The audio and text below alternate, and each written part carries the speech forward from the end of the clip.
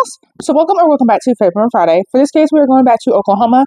This case is kind of considered another Halloween case. I know it's literally at the end of November, but this case I feel should be talked about because technically one of our victims is technically, her case is technically considered unsolved, even though it's pretty obvious who actually killed her. And when I give you the evidence as to what I was able to publicly find on the case, you will understand what I mean. And so with that being said, I'm going to give what's publicly known. Let me know if you've heard this case, you know anybody involved in the case, anything like that. And so with that being said, I'm coming rambling, and let's get started. So we have to start with Jacqueline. Jacqueline Roubideaux, I assume that's how you pronounce her name. She was born May 5th, 1958. And so then here's the part where it's kind of confusing. There's like two, sets of victims. You have one who is a pair of twins, so two girls, and there's another girl who's just by herself, if that makes sense. Like there's no twin, triplet, none of that. It's just a singular person. So we're going to go to the twins first. So twins Mary Elizabeth and Augustine Lena Carpitcher, they were apparently born on November 13th, 1972. On April 13th, 1976, so the girls about 13 at the time, they are taken away from their grandmother's living room by Jackie. Jackie then apparently leads them to an abandoned house, and she apparently told them to stay in a fridge in said abandoned house, so somehow still working, until their aunt came to come bring them some ice cream. So then 3 days later, there's some kids who apparently came by and heard screams coming from said abandoned house. And so they then found the twins in the refrigerator somehow still working, because like I said, this is an abandoned house, so you would think the lights would be cut off, but I guess not. Mary had unfortunately died due to lack of oxygen, because she had locked them in the fridge for the entire 3 days. And then Augustine, she only survived because she had found a crack in the fridge, and so she somehow felt like she was smart to put her nose there, and that's how she survived. So now we go on to our second person. We have Nema Louise Carter, who apparently was born March 29th, 1976. So the same year so basically a month before Mary dies, right? And then in April of 1977, it's not confirmed, but basically, apparently their house got broken into and their dog got poisoned. And there's people that believe that Jackie may be responsible for that, but that was never confirmed. But I just thought that should be interesting to mention.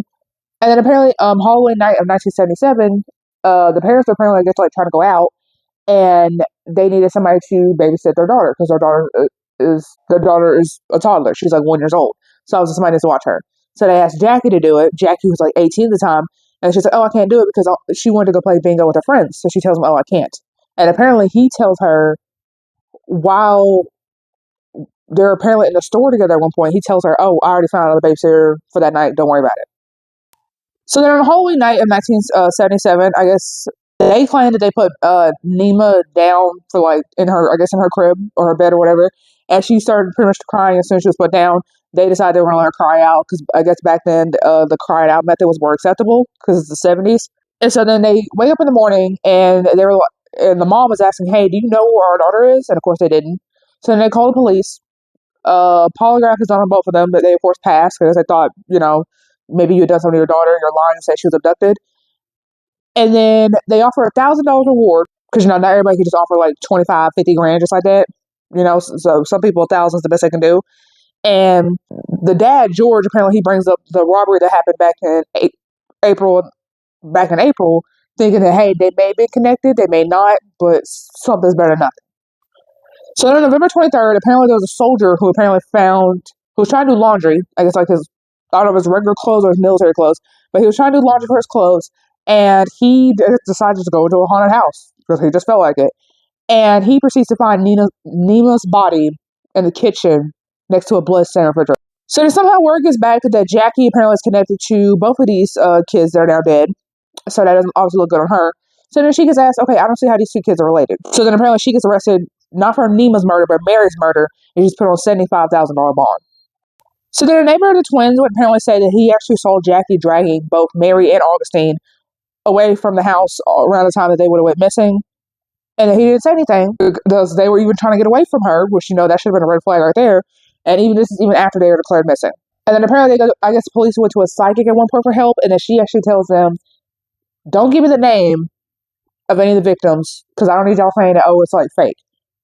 Just give me a clothing from one of the victims." And I think they gave one of Mary's clothing, and then they gave a description of the woman who apparently matches Jackie's description, without ever actually meeting Jackie or apparently know what she looks like. So then 2 years after Nema's murder, apparently George went on to have another daughter by the name of Erin.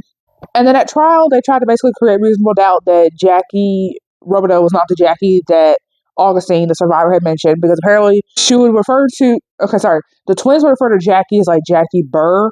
And so they tried to bring up, oh, there's a man by the name of Jackie Burnett. Maybe it's talking about him. Because I don't even say how he and the twins are related, but they try to, basically, we're trying to create reasonable doubt to where Jackie Roubideaux couldn't have possibly killed these two girls and attempted to kill Augustine. But Augustine, our survivor, said, no, it was Jackie who's the one that put us in that refrigerator. So then, unfortunately, there is apparently a hung jury. So then Jackie apparently is released for that. And then shortly after that, she gives birth to a son.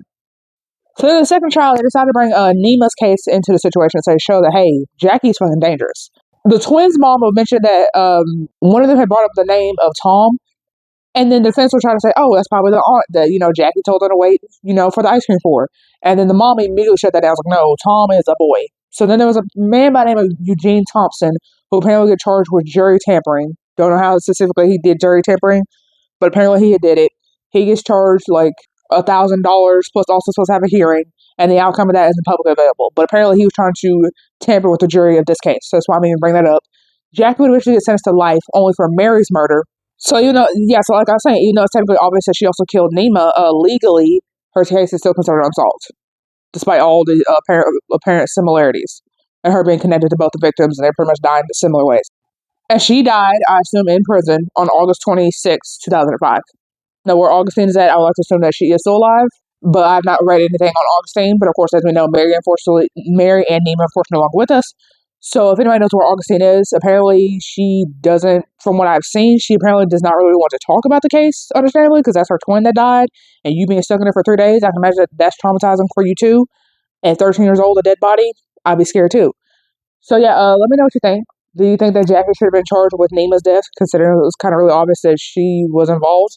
And because apparently she was 18 at all this. So yeah, but just let me know your thoughts down below. If you know any similar cases where it's pretty obvious where somebody had killed somebody, but they somehow got off, at least for that murder, but maybe got arrested for something else, definitely let me know. And so with that being said, I cover fatal females 3 times a week. Subscribe for more fatal females. I'll see you guys next one. Bye.